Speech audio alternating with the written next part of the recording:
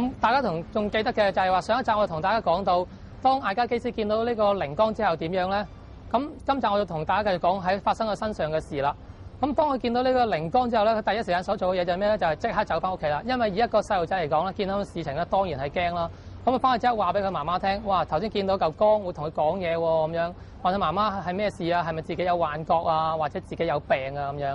咁我媽媽就同佢講啦，唔係嘅，你好乖，或者係天使同你講嘢咧咁樣。咁艾加基斯咧，咁佢就好安心啦。咁亦都慢慢忘記呢件事。咁但係陸續發生喺身上嘅事情咧，就越嚟越奇怪啦。咁喺佢入夜瞓覺之後咧，好多時候佢又聽到一啲聲音啦，咁亦都係一啲光嚟嘅。咁呢啲聲音就同佢講啦，就教佢一啲醫人嘅方法啦，甚至咧話俾佢聽啊，人可以輪迴啊、轉生啊咁樣。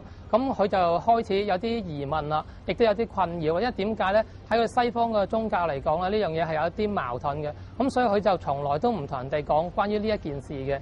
咁直至到佢20幾歲嘅時候，咁發生咩事咧？就係佢自己本身啦，就患咗一場大病。咁佢冇辦法咧，就起到身，甚至開始連説話都講唔到。咁開始自己有一種感覺咧，就開始可能會離開呢個人世間啦。咁佢好驚。咁喺呢個時間，佢唯一可以做嘅咧，就係話利用翻佢原本有嘅力量。咁佢嘗試再同呢個靈光咧就接觸。咁呢個靈光就教咗一啲辦法，就醫翻好咗佢自己。咁喺呢一次之後咧，佢就絕對相信自己有咁嘅能力啦。咁當佢發覺有呢個能力之後咧，佢就開始嘗試啦，用呢一種能力咧嚟幫人哋醫病啦。咁喺初期時，佢都會覺得有少少懷疑嘅，但係俾佢醫好嘅人係越嚟越多，亦都喺科學上面咧係無法解釋嘅。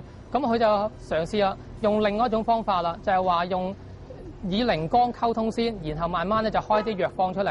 而呢啲藥方咧，佢都好審慎嘅，俾一啲咧藥劑師咧去研究。咁好多時都藥劑師都好驚奇嘅。哇！點解一個未學過嘅人可以開出一啲咁嘅藥方咧？但係呢個未算奇怪喎，佢陸續開出嘅藥方咧更加令人驚奇，就包括有教人哋點樣去按摩治一啲骨科嘅病啦，同埋用一啲草藥去醫一啲奇難嘅雜症。咁如果喺中國人嚟講就可能唔出奇，大家都會用中藥。但係喺西方角度嚟講，而且係成一個世紀以前咧，就比較少人哋會做呢一樣嘢啦。咁所以咧，好多人開始注意呢一個人啊，點解佢可以有種咁嘅能力咧，可以醫好一啲人咧？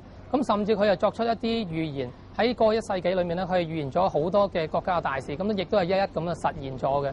咁所以咧，佢喺14000個個案嚟講咧，就全部有被記錄嘅。咁現在就甚至有一間研究所咧，專門研究佢咧呢1萬幾次咧所講過同埋寫低過嘅事嘅。咁艾加基斯咧驚人嘅表現咧，已經受到世界咧各方面嘅注意嘅。咁點解我哋要喺呢個特別提呢一個人咧？因為喺佢有咁嘅能力之餘，佢喺好多本好主要嘅著作裏面咧，都會提到咧水晶。而水晶咧就係喺一個古代嘅文明裏面已經被應用啦。咁乜嘢係古代嘅文明咧？原來佢話咧，就我哋人就唔係淨係得現在嘅文明，原來喺好耐以前，甚至有2個、3個嘅文明嘅。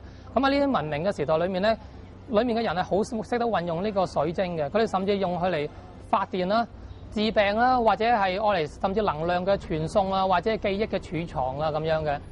咁喺呢個文明嘅社會裏面，甚至愛嚟做一啲武器嘅應用。咁但係到最後咧，好神秘性咁樣咧就滅亡咗嘅。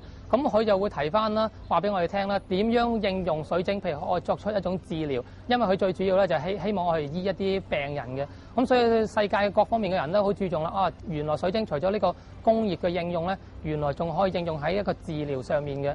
咁我諗大家都會知道一樣嘢，就話譬如吉卜賽人啦，我睇過好多西片啦，已經攞住個水晶球孖哩空咁，見到裏面哇係會見到有影像喎，預知過去未來咁樣。咁當然好多係只不過係一個呃人嘅，或者咧只不過係一個我哋係傳說。咁但係其實呢個應用一部分人係可以做到嘅，因為就係我哋應用咗佢裏面嗰個能量嘅記憶啦，同埋傳送啦。但係當然啦，係只係絕少部分人可以做到，而唔係大部分人可以做到啦。嗱，我哋提到呢個吉卜賽人咧，可以利用呢個水晶球咧睇到一個影像，甚至可以預知未來。咁其實真正嚟講咧，呢個水晶球並唔係俾我哋睇到裡面嘅影像嘅，而係呢個水晶球咧，當我哋應用嘅時候，我哋嘅精神一個電波傳送到去呢個水晶球，被收集完之後咧，佢再輸送翻去我哋嘅腦裡面，咁造成一個影像嘅效果。應該正確啲嚟講，其實應該係利用個水晶球去刺激我哋身體嘅能力，而達到一個接收嘅效果，咁從而會見到呢個影像。而並唔係望到水晶球裡面有影像嘅。咁其實水晶球只不過其中一個環節，我哋應用水晶咧，仲有好多其他嘅能力可以產生嘅。譬如感覺方面啦、味覺方面啦、視覺方面啦、聽覺方面都可以預知到嘅。咁呢個陸陸續續咧，我哋會喺下一集同大家繼續講嘅。